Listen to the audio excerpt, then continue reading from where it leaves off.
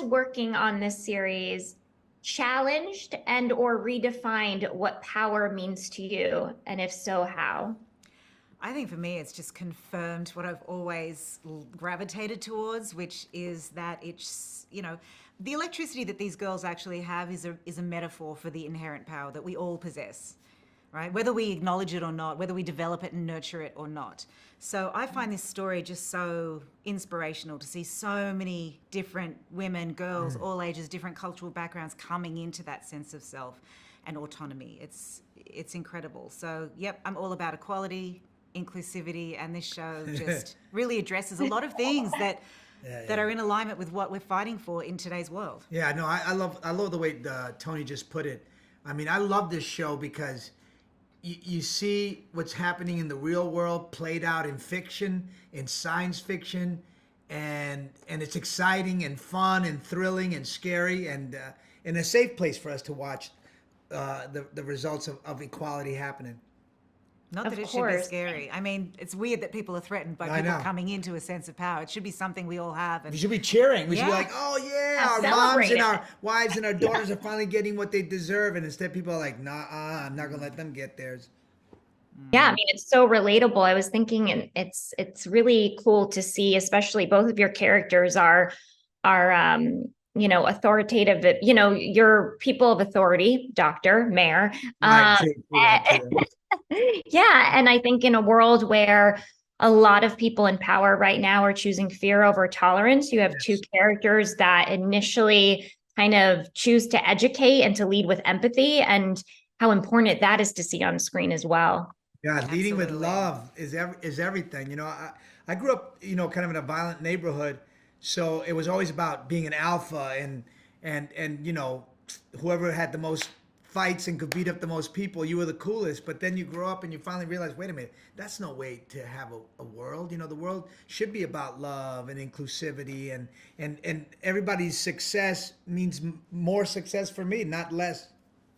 I think the one thing that COVID kind of illuminated, I mean, it was horrible for a lot of people, don't get me wrong, but the one amazing upshot was that it physicalized just how connected we are, and that we are one.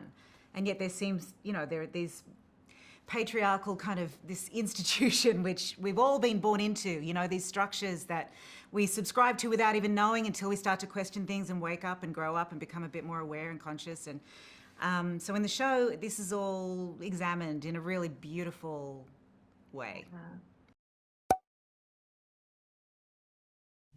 Congratulations on the series. I absolutely loved it. I was a fan of the book, so I'm just so thrilled that it exists on screen. And I'm so incredibly grateful that it amplifies the societal shame we feel as young women or women at any age when we're simply feared or misunderstood.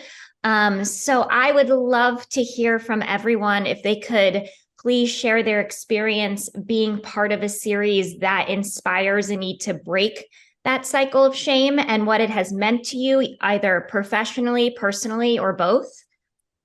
Wow, yeah.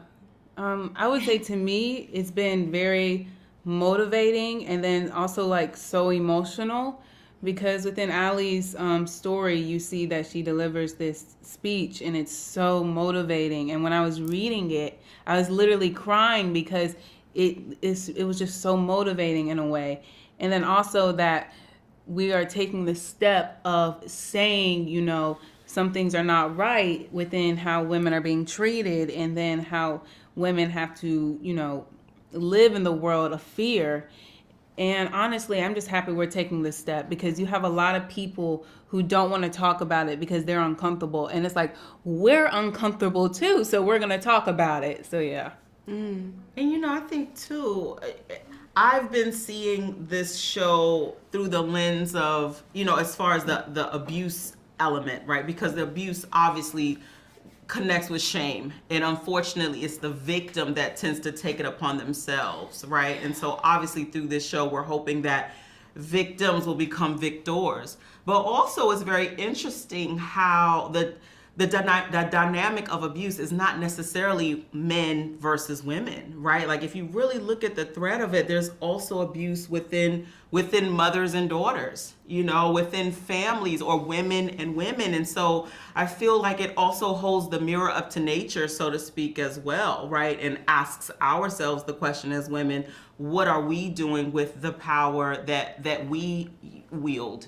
And how are we going to make this world a better place versus, you know, adding to the destruction? Mm-hmm. And for Joss's character, I have this really incredible scene with Margot where I'm discussing how my younger sister Izzy will grow up in the world that she's going to inherit, and how women teach women to like be careful, like texting when you get home, like please make sure to check your Uber and don't get into a taxi late at night, and put your keys between your fingers, and like all of these are things to keep us safe, and you don't realize how often you're walking around in fear. So I think the power really changes that, to have ownership over your own body and ownership over your own narrative, and to be able to protect yourself. Like it changes the weight on your shoulders, you know?